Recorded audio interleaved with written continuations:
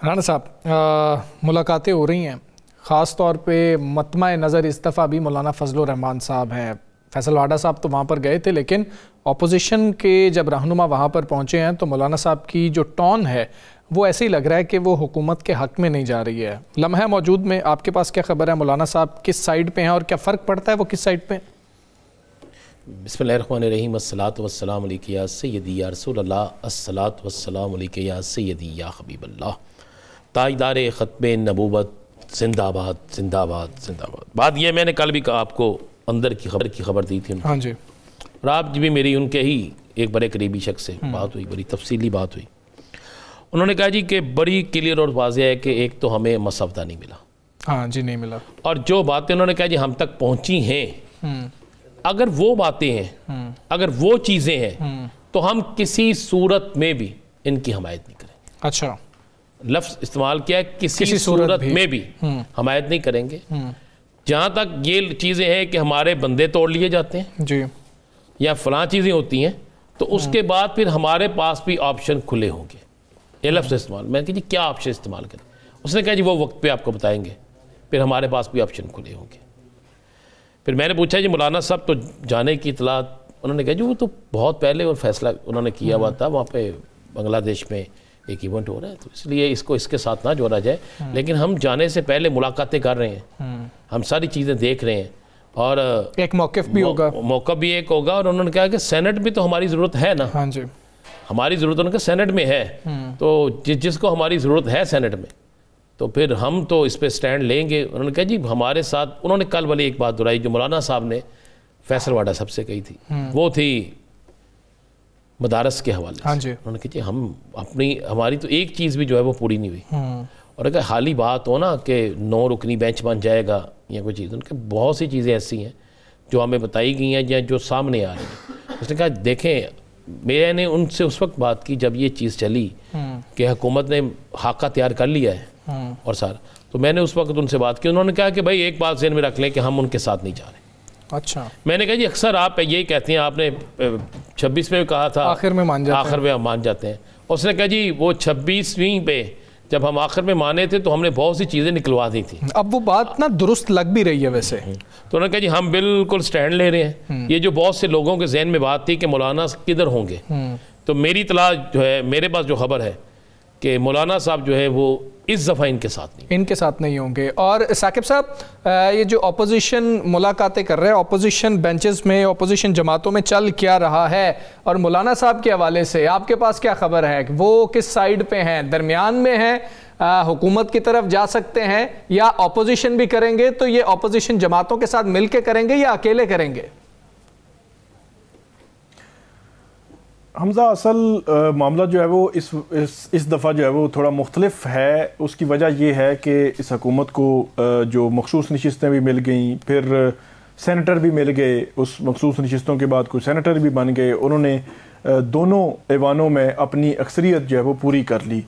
अब की बार हुकूमत का जो रवैया है, जो मुलाकातें हैं, जो बयानात हैं मौलाना फजलुर रहमान के हवाले से या ओवरऑल अपोजिशन के हवाले से कि हम उनसे भी इत्तेफाक राय करना चाहते हैं, कंसेंसस डेवलप करना चाहते हैं, ऐसी बात हमें अभी तक उस तरह नज़र नहीं आ रही। इवन जो मौलाना साहब से बिलावल भुट्टो जरदारी साहब ने जब मुलाकात की थी उस वक्त 27वीं तरमीम वाला मामला सामने नहीं आया था। रात मौलाना ने वैसे इंकशाफ किया कि इस हवाले से थोड़ी बात हुई थी, और ये भी बाज़ राय कहते हैं कि वो कोई जो बिलावल परेशान थे या इस तरह की बात भी।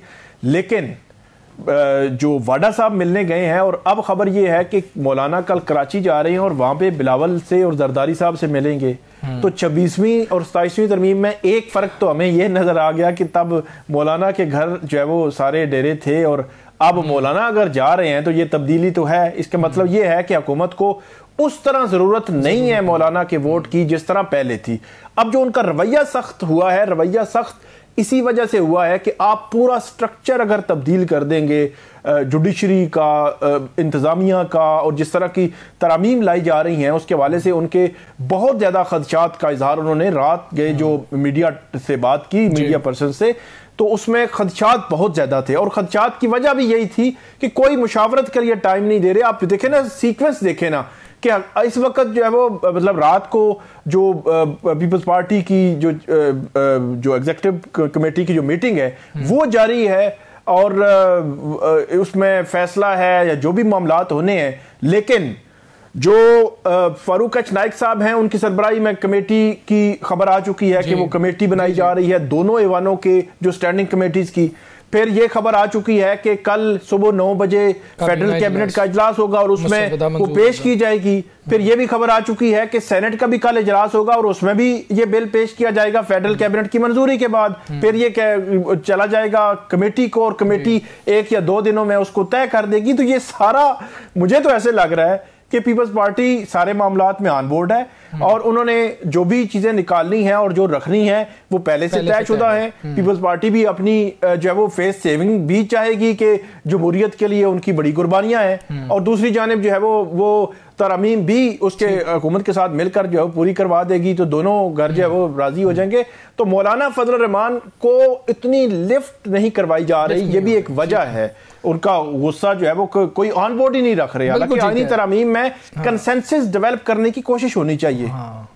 कंसेंसस डेवलप होना चाहिए ऑपोजिशन जमातों के साथ भी, जो नाराज़ हैं उनके साथ भी। लेकिन राना साहब यहाँ पर एक और भी तो इम्पॉर्टेंट चीज़ होगी ना कि सब ने अपने नंबर पूरे करने हैं। सिर्फ आपने गोल्डन नंबर हासिल नहीं करना। जो जो जमातें हिमायत करेंगी उन तमाम जमातों ने अपने जी मेरे 5 मेंबर हैं तो 5 के 5 वोट पड़ने चाहिए, मेरे 80 मेंबर हैं तो 80 के 80 वोट पड़ने भी चाहिए। सबके नंबर पूरे हैं। देखें, अल्लाह करे कि जिन लोगों की जनरल काउंसिल हो रही है या एग्जीक्यूटिव काउंसिल के इजलास हो रहे हैं उनकी कोई रिकॉर्डिंग भी हो, अच्छा, तो बहुत सी चीज़ें आपको निकल आएंगी। मुझे एक बड़े सीनियर शख्स ने उसने कहा यार हम मीटिंग में जा रहा हूँ मैं, तो मैंने कहा दुआ करना। मैंने कहा प्रोग्राम क्या है? उन्होंने कहा जी अगर तो हमसे पूछें जी तो हम जो हम लोग हैं नजरियाती लोग, ये लफ्ज़ उसने इस्तेमाल किया, हम जो नजरियाती लोग हैं हम किसी सूरत में इसकी हिमायत नहीं करेंगे। लेकिन अगर फैसला किसी और जगह से हो जाना है, यानी क़यादत ने खुद ही फैसला कर देना है, तो फिर हम क्या कर सकते हैं? तो मैंने कहा जी कुछ तो बंदा इस पे खड़ा होता है ना, कुछ तो स्टैंड लेता है, कुछ तो कहता स्टैंड पूरा लिया जाएगा। लेकिन पहले भी हमने बल्कि उसने इंकिशाफ किया, उसने कहा एक मीटिंग में हमने पहले भी पूरा स्टैंड लिया था, लेकिन एंड पे जो फैसला था ना, वो बीच में से कोई 2-4 सीनियर बोलते हैं कि फैसला जो है ये बड़े करेंगे। तो जब बड़े फैसला करते हैं वो कहते हैं नहीं जी हमने मुल्क की बका और मुल्क के इस वक्त जमहूरी निज़ाम की खातर जो है ना, नजर जरूरत जिसे भी कहते हो भी वसीतर कौमी मफाद के खातर जनाब हम ये कर रहे हैं। अच्छा, इसमें ये दुरुस्त है, ये सारी चीज़ें हैं, लेकिन असल चीज़ें देखने वाली हैं। क्या सबके खिलाड़ी पूरे होंगे? सबकी टीम पूरी? अच्छा, फिर टीम के अलावा जो चीज़ है इसके बाद क्या होगा? हो गई तरमीम। इस मुल्क में कितनी तरमीम है जो नहीं हुई? अगर आप तरमीम की गिनती निकालें तो 28 तरमीम नहीं, बहुत सी तरमीम हुई हैं। फिर अगली हुकूमत आएगी कोई, वो इसको खत्म कर देगी कि नई तरमीम ला के, कर सकती है। उसके बाद कोई और आएगी वो उसको खत्म कर देगी। ये तो गेम चलती रहेगी, आज कल परसों 10 साल 20 साल ये चलती रहेगी। लेकिन मौलाना की आज जरूरत नहीं है, लेकिन मौलाना कल अगर इसके खिलाफ निकलते हैं तो फिर क्या होता है? एक जमात, 2 जमातें, 3 जमातें, 4 जमातें तो तैयार बैठी हैं, और अगर 5वीं भी अपने तौर पे निकलती है तो फिर आप कहाँ खड़े हैं? क्या पाकिस्तान इस चीज़ का मुतहम्मिल है कि मजीद सियासी जो अदम इस्तेहकाम है वो पैदा हो? क्योंकि मुआशी अदम इस्तेहकाम, उसके बाद ज़हन में रखिएगा, कल भी मैंने कहा था, जब आप कुछ अदारों की फरोख्त करते हैं, ये आपका राइट है, आपने पाकिस्तान के लिए करना है, लेकिन वहाँ पर जो मजदूर होंगे, जो यहाँ वहाँ से जो निकलेंगे, वो भी एक तहरीक होगी। इसी तरह मुख्तलिफ चीज़ों पर अगर आप देखें तो अगले आने वाले दिन को इतने आपको आसान नहीं आते नजर आते। कल तहरीक तहफ़्ज़ुज़ आईन पाकिस्तान का कल जलसा है बलोचिस्तान में, और आज वहाँ पे 144 लग गई है। तो कल अगर वहाँ पे गिरफ्तारियां होती हैं, कोई चीज़ होती है, तो मामला तो चल रहा है ना।